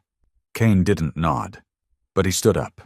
Mason's school had a special program, Emotional Connection Week, designed for students learning to manage fear, anger, or emotional withdrawal. Mason, once a boy too afraid to even look at a dog, was now the one leading Kane into class. When the 2 retired officers, one big, one small, entered the schoolyard, some children instinctively stepped back. A red-haired boy named Owen burst into tears, clutching his mother and whispering, "It has teeth. It'll bark. It'll eat my hand." Mason paused. He didn't speak right away. He gently patted Kane's head, then squatted to be eye level with Owen. "He won't bark," Mason said, voice soft and steady like sharing a secret. "He listens, like your ears listen to your mom." Owen looked up, eyes still red. "Listen?" Mason nodded. "I used to be scared too, but he never made me do anything. He just lay next to me. When I cried, he stayed." Kane didn't look at Owen. He simply lay down, resting his head against Mason's legs, eyes half closed, as if that calm was the most genuine invitation of all. Owen hesitated, then took a step forward. Finally, when his small hands touched Kane's back, light as mist, Mason just smiled. "See?" he said. "He's a retired dog. Like my grandpa, sleeps a lot, listens to the radio, but still keeps everyone safe." The whole class laughed. During that recess, Kane was given a mat in the middle of the yard. Children came and went, placing hands on his head, stroking his back, reading the name tag on his collar, as if meeting a storybook character brought to life. One girl scribbled on the whiteboard, "Kane, the dog who doesn't talk but knows everything." Rachel arrived in the afternoon, bringing treats for Kane and a small notebook for Mason. On its cover was a paw print, and below it the words, "Sometimes your best friend doesn't say a word." That night, as Kane slept at the foot of the bed, Mason opened the notebook and wrote the first line. Today, Kane didn't do anything. But because of him, one kid didn't cry anymore. And on the last page, with shaky but determined strokes, he drew a badge, not with a gun, not with a police crest, but with a dog's paw resting in a human hand. Simple, silent, but holding tight.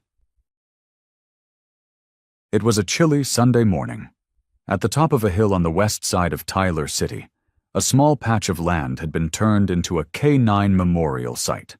Not grand, no bronze statues, no towering stone monuments, just a simple wooden wall, built in a crescent shape, with each slat-like outstretched arms, and on it hung weathered leather collars, each bearing a name, a worn bite mark, a scratch that recalled one final leap, or a single hair left behind from a life that couldn't be forgotten. Daniel arrived first. He wore his old uniform, not to show off, but as a quiet vow to preserve what once defined a chapter of his life. In his hand was Max's collar, the dog who had helped him crack nearly 200 cases before falling to an unnamed bullet while rescuing a hostage.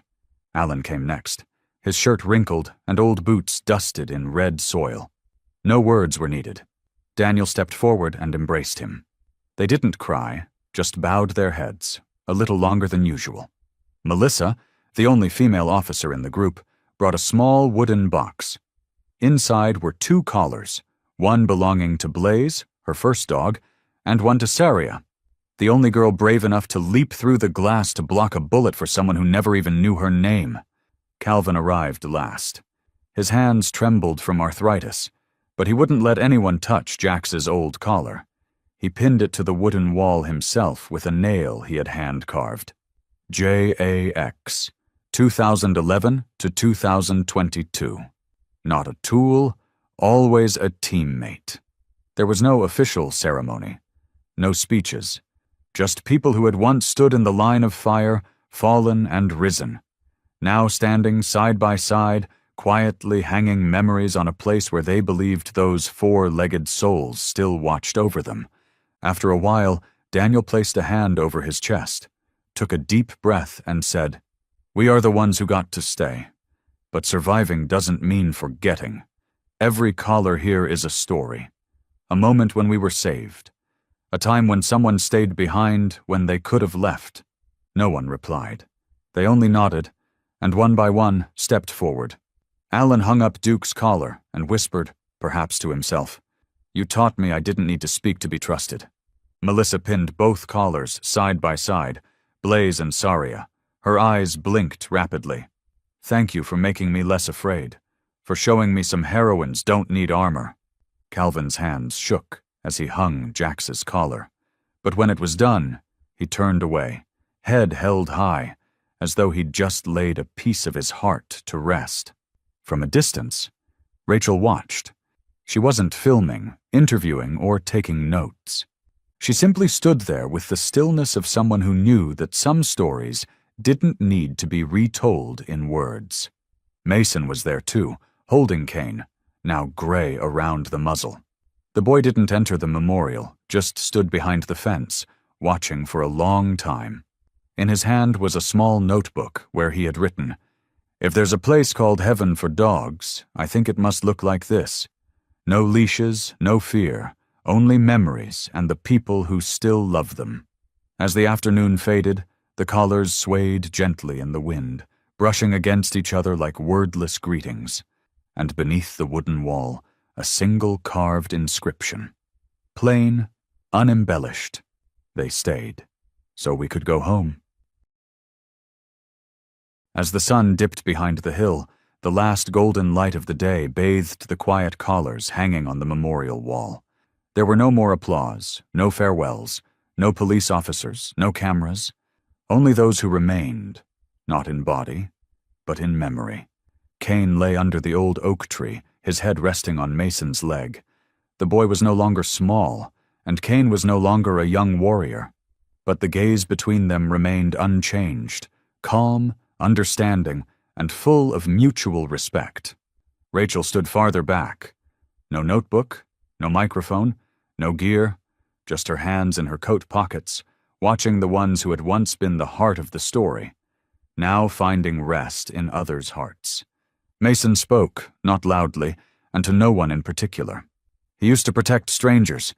Now he just needs to be beside someone he loves. Cain didn't move, but one ear lifted slightly, as if to listen, then settle, in agreement. Back in her editing room, Rachel sat in front of the monitor. The final scene was done, but she didn't hit save. Instead, she played back one segment, a slow-motion shot of a dog taking a bullet for his handler, his eyes wide open, not with fear or anger, but with one thing: choice. She closed her eyes, thinking of all the stories she'd told.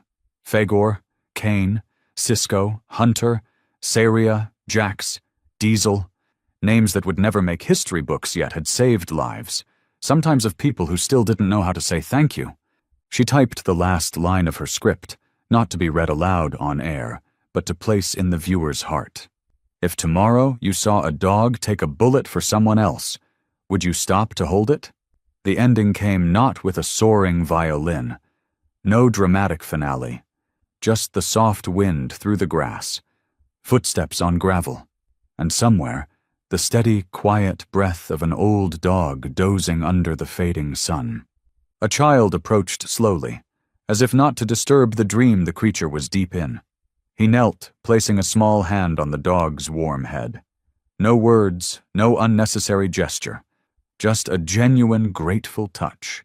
In another part of the frame, an older man, gray at the temples, was placing a weathered K9 badge into a photo frame.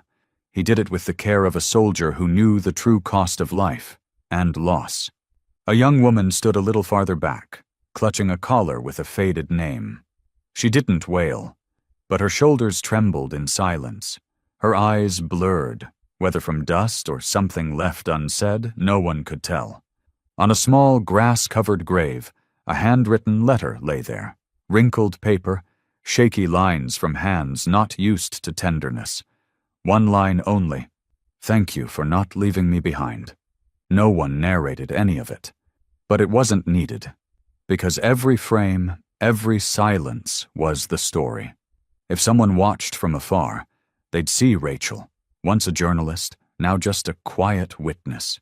She stood there, not taking notes, not recording, just feeling, and in her heart a thought repeated, like a whisper carried on a distant breeze.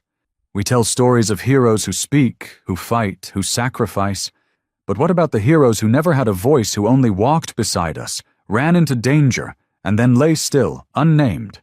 They never told their story. But you can. Cain, the old dog, opened his eyes once more. Dark, aged, dim with time, but still holding something no words could name. Not sadness, not regret, just a look.